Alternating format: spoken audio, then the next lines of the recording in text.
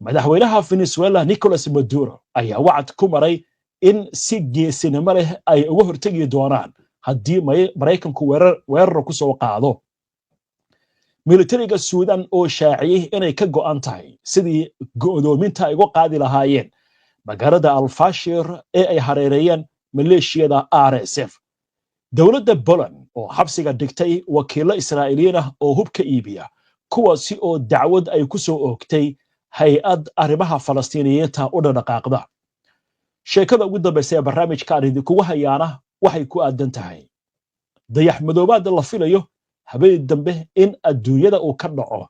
Soomaaliya ayaa ka mid ah meelaha sida weyn looga arki doono dayax madoobaadkan oo ay hadal lahayn weyn ka dhaliyay baraha bulshada isla markaasna cirbixiyaanadu ay sugayaan. dhammaan wararkan iyo qodobo kale faahfaahsan iyo wixii warah ee soo kordha intaynu hawada ku jirno ayaan idinkugu soo gudbinaynaa barnaamijka qubaraha. soo dhawaada mar kale daawadayaal si aad u hesho wararka barnaamijyada iyo macluumaadka aynu halkan ka soo gudbinayno. haddii aad ku cusub tahay baraheena bulshada amaba horay aadan ugu xirnayn hadda ku soo biir waana ku mahadsantihiin daawashada barnaamijka. caawa waxaynu ku bilaabaynaa xiisadda ka dhex aloosan Mareykanka iyo Venezuela iyadoo maanta madaxweynaha Mareykanka Donald Trump digniin uu u diray Venezuela isla markaasna uu sheegay in ay soo ridi doonaan haddii mar dambe diyaaradaha Venezuela ay u soo dhawaadaan maraakiibta Mareykanka ee xeebaha Caribbean-ka ku sugan in markaa xaaladdu ay isbedeli karto oo diyaaradahaasi la soo ridi doono. haddaba war kale oo jawaab u ah digniinta Donald Trump ayaa waxay ka soo yeertay madaxweynaha Venezuela. madaxweyne Nicolas Maduro ayaa ka shaqariyay in dalkiisu dagaal hubaysan uu kala hortagi doono Mareykanka haddii uu soo weeraro. hadalkan ayuu jeediyey madaxweynaha Venezuela xilli kulan uu kula yeeshay taliyaasha ciidamada magaalada caasimadda ee Caracas si uu uga hadlo hanjabaadda madaxweynaha Mareykanka Donald Trump ee Venezuela uu ku yiri waxaan soo ridi doonaa diyaaradihiina, iyadoo ay muuqato in madaxweyne Maduro uu haysto taageerada ciidanka oo diyaar u ah inay la galaan dagaal hubaysan Mareykanka. waxaa dadkiisa uu sheegay in haddii Venezuela la soo weeraro ay si buuxda ugu diyaar garoobaan dagaal hubaysan. madaxweyne Maduro horay wuxuu u cilaamiyay in shacabka la tababaro si ay uga qayb qaataan ololaha weyn ee lagu abaabulayo ciidanka kaydka qaranka, waxaana la filayaa in tirada ka qaybgalayaasha maleeshiyaadka sida ciidanka loo diyaarinayo ay dhaafto 8 milyan oo qof marka lagu daro qiyaastii 4.5 milyan oo horay uga mid ahaa maleeshiyada kaydka ah. waxaa muuqata in madaxweyne Trump uu doonayo inuu hirgeliyo qorshihiisa dagaal isagoo bedelay magaca waaxda difaaca ee Mareykanka una bedelay waaxda dagaalka sida ay leeyihiin qobarada. waxaana la sheegayaa in uu muujinayo doonistiisa weerar ka dhanaha Venezuela. Nicolas Maduro ayaa waxa uu ka digay ficilada Washington wuxuuna yiri annagu nabad sameeyaal ayaynu nahay, laakiin sidoo kale waxaan nahay qowmiyad dagaalyahana qofna na adoonsan maayo. Mareykanku waa inuu ka tanaasulo qorshihiisa ah in nidaamka Venezuela lagu bedelo xoog. madaxweynaha Mareykanka ayaa ku eedeeyay Maduro dacwad la xiriirta daroogo, waxaana waaxda cadaaladda ee Mareykanku ay soo saartay abaalmarin lacageed oo gaaraysa $50 milyan oo ay ku bixinayso cid kasta oo soo qabata madaxweyne Maduro, isagoo lagu eedeynayo inuu hogaamiyo waa si hadalka loo dhigay kooxaha daroogada ka ganacsada. sida laga soo xigtay warbixinta macadka caalamiga ah ee daraasaadka istiraatiijiyadda ee magaciisa loo soo gaabiyo IISS, ciidamada qalabka sida ee Venezuela tiradooda waxay dhan tahay 123,000 marka lagu daro 220,000 oo ah kuwa kaydka, laakiin waxa intaasi dheer 100,000 oo maleeshiyad ah oo ah dadweynaha oo loo diyaarin karo ciidan. miisaaniyadda dhanka ciidanka ee Venezuela ayaa waxay dhan tahay 2.6 ilaa 3 bilyan oo dollar sanadkii. Venezuela waa mid ka mid ah wadamada hubka ugu faraha badan ka soo iibsada Ruushka. waxay sidoo kale diyaaradaha droneska ee ismiidaamiya ka soo iibsatay Iran, arrintaasi oo la sheegayo in Mareykanku uu aad uga biyadiidsan yahay. waa hagaag wixii ku soo kordha xiisadan waynu arki doonaa. markan aynu eegno xagga qaaradda Afrika iyo dagaalka Suudaan oo war kale caawa uu ka soo kordhay militariga dalka Suudaan ayaa waxa ay xaqiijiyeen inay ka go'an tahay in ay qaadaan go'doominta maleeshiyada gurmadka degdega ee RSF ay ku hayso magaalada Al-Fashir ee gobolka Darfur wariyaasha ka soo warramaya furimaha hore ee dagaalka ayaa soo warinaya in ciidanka Suudaan uu joojiyay horumarkii maleeshiyada RSF ay ka wadeen jidda koonfureed ee Al-Fashir iyadoo duleedka magaaladaasina lagu garaacayo madaafiic joogto ah oo ay soo riidayaan maleeshiyada RSF waxaa intaasi la raaciyay in inta badan cisbitaalada Al-Fashir ay ka baxeen amaba ay gabeen adeegii sababa la xiriira madaafiicda soo noqnoqotay 900 oo kun oo qof ayaa la ildaran gaajo sababtuna waxay tahay go'doominta magaalada lagu hayo sida ay sheegeen mas'uuliyiinta deegaanka weerarada ciidamada RSF ay ku hayaan ciidanka Suudaan ee uu hogaamiyo Abdul Fattah al-Burhan madaxa golaha sare ee kumeel gaarka ee dalka Suudaan ayaa toddobaadyadii la soo dhaafay si xoogaystay gaar ahaan magaalada Al-Fashir iyadoo caalamku uu ka digayo qatarta dagaaladaasi maadaama Al-Fashir ay tahay xarunta hawlaha bini'aadantinimo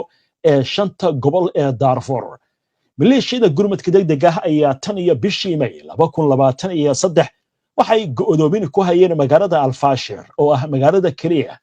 ee weyn ee gobolka oo ay gacanta ku hayaan ciidamada General Abdul Fattah al-Burhan madaafiicda goosgooska oo ay ridayaan ciidamada RSF ayaa beegsanaysa goobo ka tirsan magaalada gaar ahaan xaafadaha ay gacanta ku hayaan ciidamada ila wareedi ayaa waxay sheegayaan in madaafiicda ay ridayaan ciidamada RSF ay ku soo dhaceen xaafadaha dadka rayidka ay degan yihiin waxaana la sheegayaa inay geysteen qasaare aad u ballaaran waxaan u gudbaynaa gordhow wararkii ugu dambeeyay ee Gaza halkaasi oo lagu soo warramayo in duqayn ba'an Israa'iil ay wado xogaga iska caabinta ee Falastiiniyiinta waxay ka warbixiyeen howlgal militari oo ay ka fuliyeen Khan Yunis dhanka Israa'iilna caawa banaanbaxay ayaa ruuxaya xagga Gaza aynu qoraansanah iyadoo dagaalka 700 oo habeen uu dhaafay caawa militariga Israa'iil ayaa sii wada duqaynta intaanan u imaanin duqeymaha Israa'iil ay geysatay iyo qasaaraha ka dhashay aynu eegno war gordhaweyta telefishinka Al Jazeera uu tabiyay oo ku aadan xogaga iska caabinta ee Falastiiniyiinta howlgal ay ka fuliyeen Khan Yunis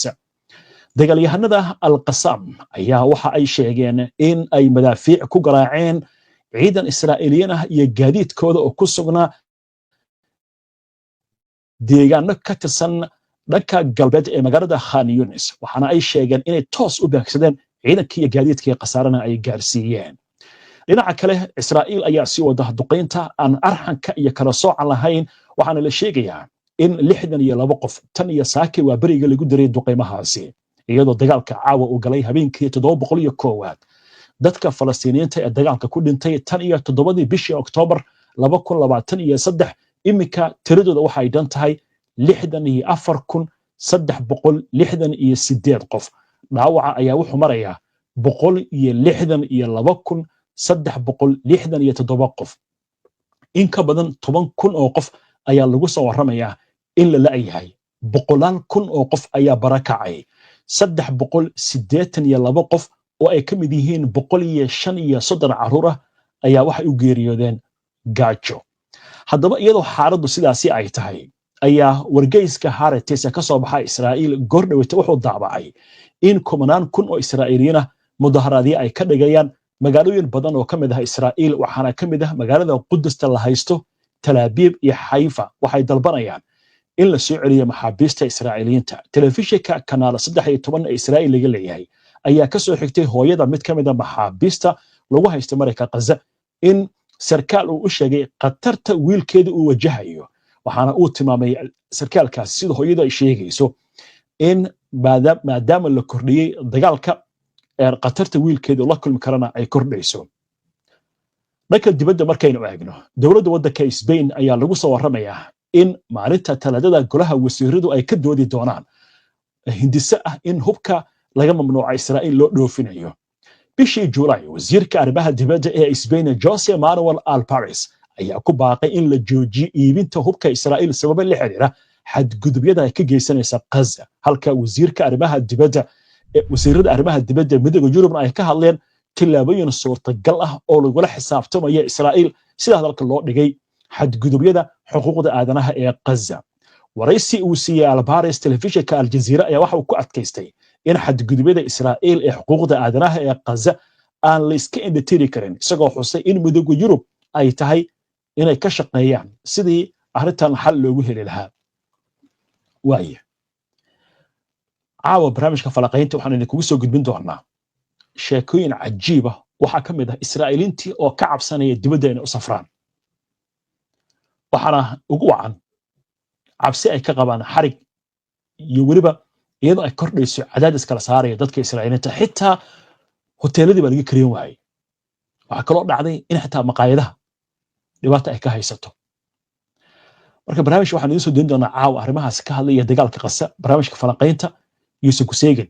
haddaba arrintan war la xiriira dowladda waddanka Poland ayaa waxaa la sheegayaa inay xabsiga dhigtay oo su'aal ay weydiinayso 3 Israa'iiliin ah oo hubka iibiya maxaa lagu haystaa arrimo la xiriira dagaalka Gaza haddaba aynu eegno warbixin arrimahan la xiriirta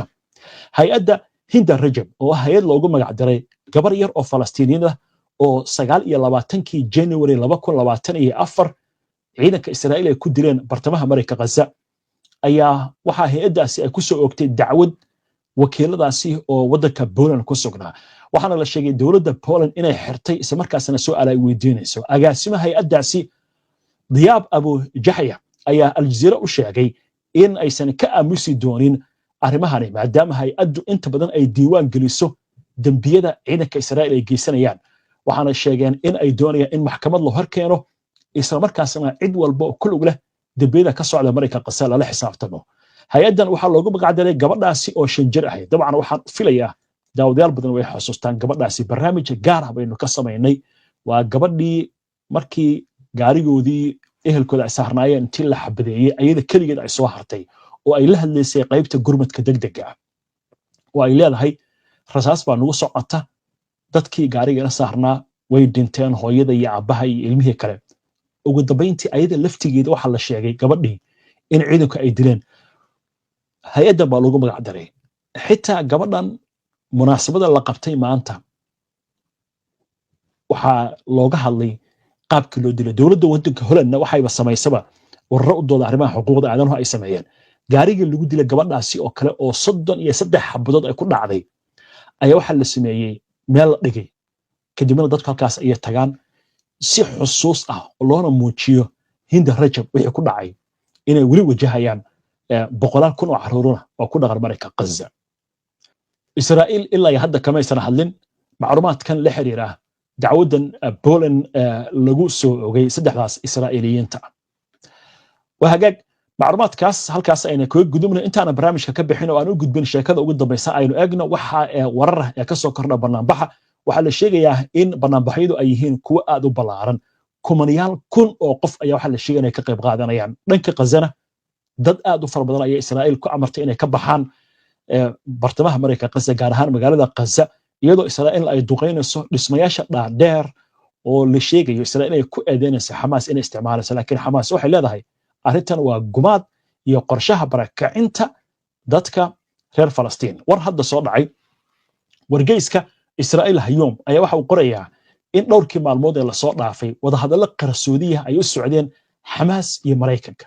dabcan waa la socotaan wararkay ugu dib waxaan idinku soo gudbinay Donald Trump oo sheegay afkiisana ka qiray in wada hadallo qoto dheer si hadalku u yiri ay kula jiraan Hamas lama oga ilaa hadda waxa laga wada hadlayo laakiin arrintan waxay ku soo beegmaysaa iyadoo ergeyga Mareykanka ee bariga dhexe Stephen Witkoff oo gobolka imika socdaal uu ku marayo lama oga waxa ka soo bixi doona arrintan Hamas waxay ku adkeysanaysaa Israa'iil inay kala baxday ciidankeeda dagaalkan si buuxda loo joojiyo Mareykanka se go'doominta laga qaado gargaarkan la fasaxo dib u dhisna la sameeyo natiijo wuxuu ku adkeysanayaa Hamas inay hub ka dhigto maxaabiista dhamaan la soo wada daayo Mareykanka sana dib dambe Hamas aysan u maamulin waa laba mowqif oo aad u kala fog laakiin ugu dambeyntii waxay ku soo dhabaan kartaa ayaa la leeyahay cidda goobta dagaalka gacanta ku dhigta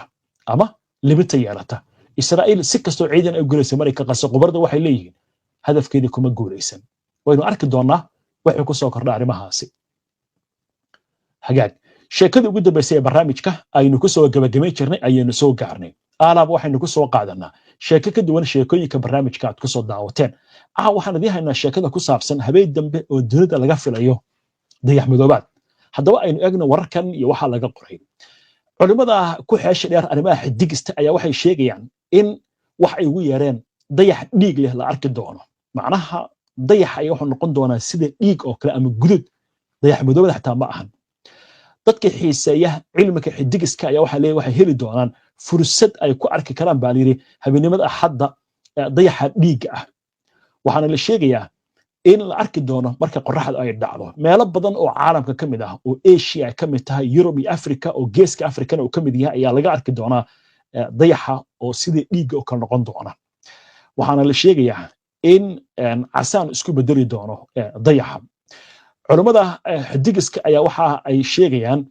in dadku markaas ay u fududaan doonto inay arkaan oo meelo badan laga arki doono dayax madoobaadkaasi arrintanna waxay ku soo aadaysaa iyadoo qorraxdu ay madoobaatay 12 bishii August 2026 qorrax madoobaadkan kale oo la mid ah ayaa horay inta badan Yurub iyo looga dareemay meelo badan caalamka ka mid ah sanadkii 2006 hadda wayna arki doonaa wixii soo kordhay inkastoo wax walba Ilaahay awoodiisa ay ku jiraan waa tahay intaas ayaan ku soo gabagabeynaynaa caawa barnaamijkii qubanaha waana ku mahadsan tahay daawashada barnaamijka